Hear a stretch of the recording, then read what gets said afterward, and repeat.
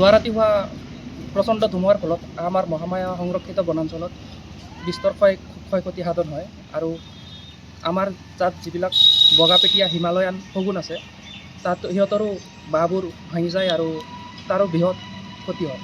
তাৰ ভিতৰত আমি 4টা শগুন উদ্ধাৰ কৰিব পাৰোঁ।